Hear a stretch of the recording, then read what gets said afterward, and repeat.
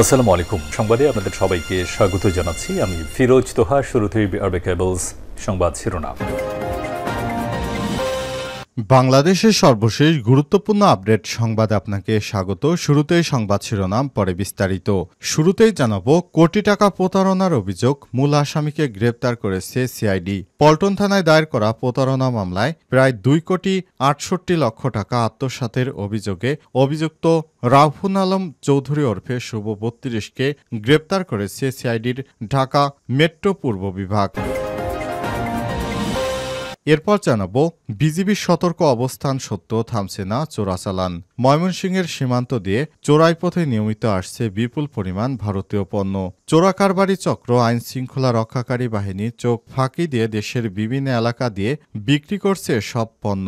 গত কয়েক মাসে অন্তত 15 কোটি টাকার পণ্য সামগ্রী জব্দ করেছে বিজিবি। এদিকে যমুনা রেল সেতু উদ্বোধন হলেও থেকে গেল পথের কাঁটা। দীর্ঘ প্রতীক্ষার পর খুলে দেওয়া হলো যমুনা রেল সেতু। মঙ্গলবার 18 মার্চ দুপুর 12:15টার দিকে সেতুর পূর্ব ইব্রাহিমাবাদ স্টেশন এলাকায় পায়রা ও বেলুনুরে সেতুটি উদ্বোধন করা হয়। এবারে জানাবো, রাজবাড়ীতে গণধর্ষণ মামলার পলাতক আসামি গ্রেপ্তার। রাজবাড়ীতে গণধর্ষণ মামলার এজাহার নামেও পলাতক আসামি মিঠু 28কে গ্রেপ্তার করেছে ফরিদপুর র্যাব 10-এর সদস্যরা। এদিকে ভারতের নাগপুরে ব্যাপক সহিংসতা, কারফিউ জারি। ভারতের মহারাষ্ট্রের নাগপুর শহরে হিন্দু ও মুসলমানদের মধ্যে ব্যাপক সংঘর্ষের ঘটনা ঘটেছে। শেষ খবর পাওয়া পর্যন্ত শহরের বিভিন্ন এলাকায় এখনও সংঘর্ষ চলছে। সোমবার রাত থেকে শুরু হয় সংঘর্ষে ব্যাপক পাথর ছোড়াছুড়ি, দোকানপাট ও গাড়িতে অগ্নিসংযোগ করা হয়েছে। পরিস্থিতি নিয়ন্ত্রণে আনতে কারফিউ জারি করেছে স্থানীয় প্রশাসন। এবং সর্বশেষ জানাবো, ইসরায়েলে বিমান হামলায় গাজার উপরাষ্ট্রপতি নিহত। ফিলিস্তিনে অবরুদ্ধ গাজা উপত্যকায় যুদ্ধবিরতি চুক্তি ভেঙে নতুন করে ভয়াবহ বিমান হামলা শুরু করেছে ইসরায়েল। সর্বশেষ খবর পাওয়া পর্যন্ত নিহতের সংখ্যা 330 জনে পৌঁছেছে। ইসরায়েলের এই বিমান হামলায় গাজার উপ স্বরাষ্ট্রমন্ত্রী এবং হামাসের শীর্ষ নিরাপত্তা কর্মকর্তা মাহমুদ আবু ওয়াফা নিহত হয়েছে বলে জানা গেছে। প্রিয় দর্শক, এতক্ষণ শুনছিলেন সংবাদ শিরোনাম, এবারে বিস্তারিত। তবে তার আগে বন্ধুরা, অনুরোধ থাকবে সংবাদটিতে একটি লাইক দিন।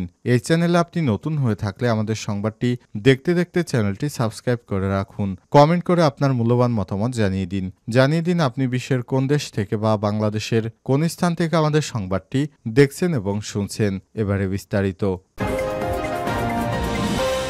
কোটি টাকা প্রতারণার অভিযোগ, মূল আসামিকে গ্রেপ্তার করেছে সিআইডি। পল্টন থানায় দায়ের করা প্রতারণা মামলায় প্রায় 2 কোটি টাকা এবং 68 লক্ষ আত্মসাতের অভিযোগে অভিযুক্ত রাউফুল আলম চৌধুরী শুভ 32কে গ্রেপ্তার করেছে সিআইডির ঢাকা মেট্রো পূর্ব বিভাগ। মামলার এজাহার অনুযায়ী রাউফুল আলম চৌধুরীর বাদীর কাছ থেকে নগদ ও বিভিন্ন ব্যাংক অ্যাকাউন্টের মাধ্যমে উল্লেখিত অর্থ ঋণ হিসেবে গ্রহণ করেছে। সেই টাকার বিপরীতে 300 টাকা নন জুডিশিয়াল স্ট্যাম্প, একটি চুক্তিপত্র ও ইস্টার্ন ব্যাংকের 6টি চেক প্রদান করেন। এরপর তিনি টাকাগুলো ফেরত না দিয়ে প্রতারণার মাধ্যমে আত্মসাৎ করে দুবাই পালিয়ে যান।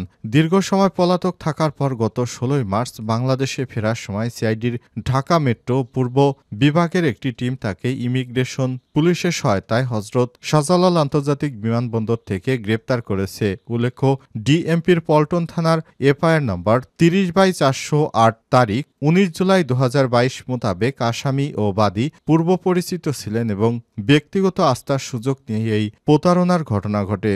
মামলাটি বর্তমানে সিআইডির কর্তৃক তদন্তাধীন অবস্থায় রয়েছে। মামলার মূল হোতাকে অবশেষে গ্রেপ্তার করল সিআইডি। 2022 সালে মামলা করেছিলেন ভুক্তভোগী, তবে দেশে না থাকায় সিআইডি এই ভাওতাবাজকে গ্রেপ্তার করতে পারেনি। অবশেষে তাকে গ্রেপ্তার করতে সমর্থ হল পুলিশের সিআইডি বিভাগ। বিজিবির সতর্ক অবস্থান সত্ত্বেও থামছে না চোরাচালান। ময়মনসিংহের সীমান্ত দিয়ে চোরাই পথে নিয়মিত আসছে বিপুল পরিমাণ ভারতীয় চোরাই পণ্য। চোরাকারবারি চক্র আইন শৃঙ্খলা রক্ষাকারী বাহিনী চোখ ফাঁকি দিয়ে দেশের বিভিন্ন এলাকায় নিয়ে বিক্রি করছে সব পণ্য। গত কয়েক মাসে অন্তত 15 কোটি টাকার পণ্য সামগ্রী জব্দ করেছে বিজিবি। আটক করা হয়েছে 12 জন চোরাকারবারিকে। বিজিবির সতর্ক অবস্থান থাকলে সীমান্ত দিয়ে চোরাচালান থামছে না। জানা যায় বিজিবি 39 ময়মনসিংহ ব্যাটালিয়নের সদস্যরা ময়মনসিংহ ও শেরপুর সীমান্ত এলাকায় চোরাচালান রোধে দায়িত্ব পালন করেন এবং দুই জেলার সীমান্তকে টার্গেট করে চোরাকারবারি চক্রগুলো অধিক সক্রিয়। তারা অভিনব উপায়ে ভারতীয় পণ্যসহ বিভিন্ন ধরনের জিনিসপত্র নিয়ে আসেন। বিজিবি 39 ময়মনসিংহ ব্যাটালিয়নের কার্যালয় থেকে গত 3 মাসের মধ্যে বিশ্লেষণ থেকে জানা যায় এ সময়ের মধ্যে সীমান্ত এলাকায় অভিযান চালিয়ে 15,29,96,200 টাকা মূল্যের বিভিন্ন প্রকার ভারতীয় খাদ্যপণ্য, পোশাক ও প্রসাধনী জব্দ করা হয়েছে। এছাড়াও গবাদি পশু, যানবাহন ও মাদকদ্রব্য জব্দ করা হয়। এগুলো জব্দকালে 12 জনকে আটক করা হয়েছে।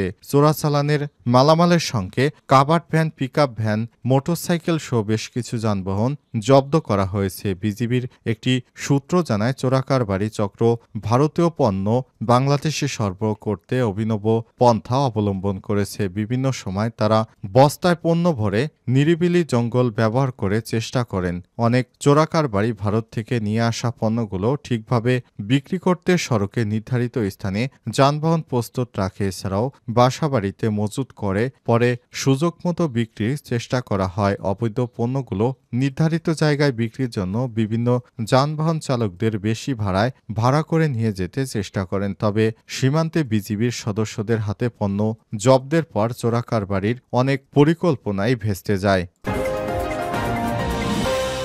যমুনা রেল সেতু উদ্বোধন হলেও থেকে গেল পথের কাঁটা। দীর্ঘ প্রতীক্ষার পর খুলে দেওয়া হয়েছে যমুনা রেল সেতু। মঙ্গলবার 18 মার্চ দুপুর 12:15টায় সেতুর পূর্ব ইব্রাহিমাবাদ স্টেশন এলাকায় পায়রা ও বেলুনুরে সেতুটি উদ্বোধন করা হয়। রেলপথের সম্ভাবনাময় অগ্রযাত্রার এক নতুন দ্বার উন্মোচন হল। তবে উত্তরের মানুষের পথের কাঁটা হয়ে থাকলো 144 কিলোমিটার সিঙ্গেল রেল লাইন। এছাড়াও 19 মার্চ থেকে সেতুটি ব্যবহারকারী প্রতিটি ট্রেনের যাত্রীকে গুনতে হবে বাড়তি ভাড়া। রেলওয়ে পরিচালক এম আফজাল হোসেনের সভাপতিত্বে আনুষ্ঠানিক উদ্বোধনী অনুষ্ঠানে মন্ত্রণালয়ের সচিব এম ফাহিমুল ইসলাম প্রধান অতিথি হিসেবে উদ্বোধন করেন। এ সময় বিশেষ অতিথি হিসেবে উপস্থিত ছিলেন ঢাকায় নিযুক্ত জাপানি রাষ্ট্রদূত সাইদা শিনিচি ও জাপানের বৈদেশিক উন্নয়ন সংস্থা জাইকার দক্ষিণ এশিয়া বিষয়ক মহাপরিচালক ইতো তেরুয়েকি। এই সেতু উদ্বোধনের পর তারা সেতুর পূর্ব প্রান্ত থেকে একটি বিশেষ ট্রেন যমুনা সেতুর পশ্চিমে সিরাজগঞ্জে সায়দাবাদ স্টেশনে সংবাদ সম্মেলন করে। এর আগে উদ্বোধনী বিশেষ ট্রেনটি ঘণ্টায় 100 মিটার গতিতে 12টা 5 মিনিটে পূর্ব প্রান্ত থেকে ছেড়ে 12টা 18 মিনিট 30 সেকেন্ডে সেতুটি পাড়ি দেয়। এতে সেতু অতিক্রম করতে সময় লাগে মাত্র 3.5 মিনিট। রাজবাড়ীতে গণধর্ষণ মামলায় পলাতক আসামি গ্রেপ্তার।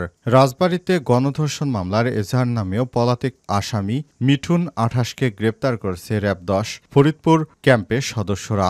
রাজবাড়ীতে গণধর্ষণ মামলায় এজাহার নামেও আসামিকে অবশেষে গ্রেপ্তার করল র্যাবের সদস্যরা। আজ মঙ্গলবার এক প্রেস বিজ্ঞপ্তিতে এই তথ্য নিশ্চিত করেছে র্যাব 10-এর সহকারী পরিচালক মিডিয়া শামীম হাসান সর্দার। এর আগে সোমবার দুপুরে রাজবাড়ী সদর উপজেলার আলাদিপুর এলাকা থেকে তাকে গ্রেপ্তার করা হয়। শামীম সর্দার জানান, গত 28 জানুয়ারি রাত 10:30টার দিকে রাজবাড়ী সদর থানার শ্রীপুর এলাকায় ভুক্তভোগী 22 ভাড়া বাসায় মেহমান হিসেবে হারুন 40 প্রবেশ করেন।